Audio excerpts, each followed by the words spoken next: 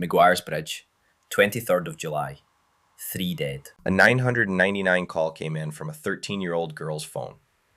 Nobody spoke. On the 13th of May, 2026, the only man charged in connection with those 3 deaths walked out of a courthouse in Enniskillen. He had not spent a single night in custody. The clock on this story started running 10 months ago. Most people do not know it is still running.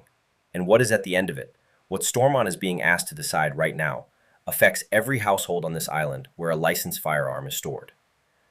Vanessa Whyte was 45 years old, a veterinary surgeon from Bearfield, County Clare. She had moved to County Fermanagh, built a career, raised 2 children. Her son James was 14. Her daughter Sara was 13. They played hurling.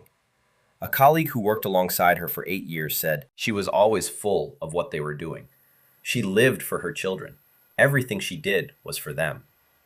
On the morning of the 23rd of July, 2025, emergency services were called to the house on Cremere Road. They found the family in different parts of the house. Vanessa and Sara were pronounced dead at the scene. James was rushed to hospital and died later that day. The 999 call had come from Sara's phone.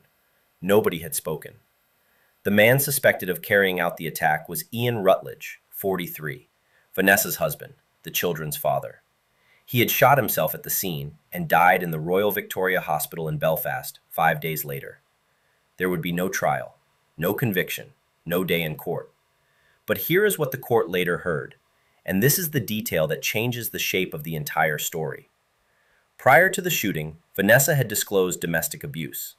She had told people that Sara Rutledge had tried to strangle her. Both James and Sara had told their friends about their father's behavior. The signs existed.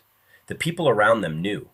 And the system, the specific mechanism that was supposed to stand between a violent man and a loaded gun, had never once been required to ask Vanessa Whyte a single question. Before I go further, drop the county or city you are watching from into the comments.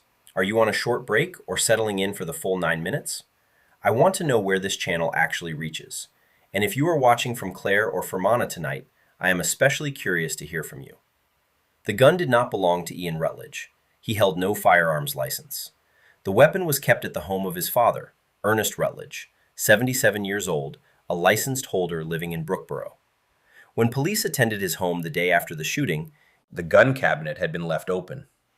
The keys were still in the lock. One gun was missing. Ernest Rutledge appeared before Enniskillen Magistrates Court.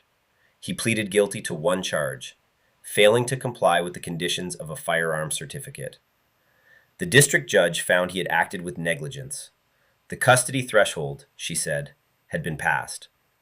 And then, taking into account his guilty plea, his remorse, his age, she imposed 6 months in prison, suspended for 2 years. He walked out the same day he walked in. Regina Whyte, Vanessa's sister, submitted a victim impact statement to that court.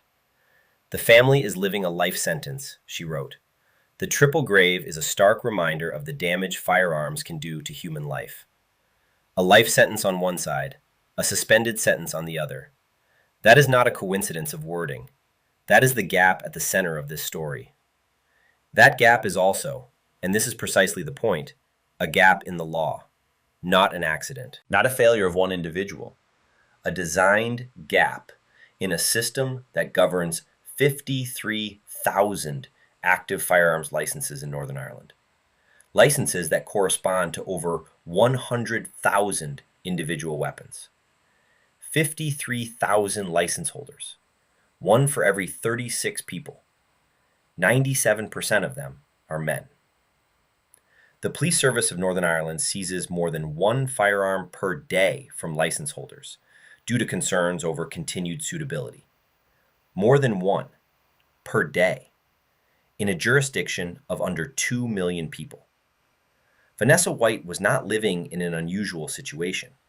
She was living near one of those 53,000 households where licensed firearms were stored. The gun did not need to be in her house.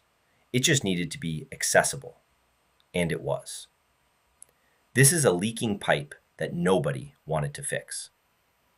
In 2025, the government in Westminster introduced new rules for firearms licensing across England, Scotland, and Wales. Under those rules, Police must now speak privately to the partner of any licensed applicant before the certificate is granted or renewed. That interview is a legal requirement. It was introduced specifically because case after case showed the same pattern: warning signs inside a household and a licensing system with no mechanism to find them. It closed that gap in England, in Scotland, in Wales. It did not close it in Northern Ireland. Because in Northern Ireland, firearms licensing is devolved. It falls to Stormont, and Stormont has not yet made that change. If this channel has been giving you analysis that the headlines skip past, subscribe.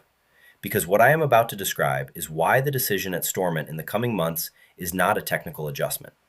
It is a choice about whether the law will be required to see the women in the room. The Women's Resource and Development Agency gathered testimony from 19 women in Northern Ireland who had experienced domestic violence involving firearms. Almost half said the weapon used to threaten them was a personal protection weapon, held legally by someone with a professional reason to own a gun. The research found that even when a firearm is never fired, its presence alone creates a constant state of fear that intensifies coercive control. The research was commissioned directly in response to Vanessa's death. Its core finding: the licensing system checks the fitness and criminal record of the applicant. It does not check whether someone living with that applicant has reported domestic abuse. It is not designed to ask. That is the design. And the design is the problem. The reform recommended by the Women's Resource and Development Agency, the mandatory partner interview, the cross-check with domestic abuse records, 2 referees on every application, is currently on the table at Stormont Justice Committee. It is not yet law. Examining is not deciding. And here is what is very difficult to sit with. Ian Rutledge did not hold a license. He used his father's weapon. So the specific chain of events in Maguire's Bridge might not have been stopped even under the proposed reforms. But Vanessa had disclosed abuse. Under the rules already enforced 2 hours away across the water, a police officer would have been required to speak to her before any license in that household was renewed. She would have been asked. She would have had a moment where the system acknowledged she existed. She was not asked. The system was not designed to find her. 30 women have been killed in Northern Ireland since 2020. 3 of those 30 were killed with legally held firearms. 3 families. 3 times the system had the same gap in the same place and did not close it. If you left Ireland 10 years ago and are watching from London tonight, the law there has already changed. The law in the place you came from has not. The 3 hearses that drove through Bearfield on the 2nd of August 2025 carried Vanessa, James, and Sara home together. The people of Clare lined the roads. The coffins came in bright colors because the family asked for it.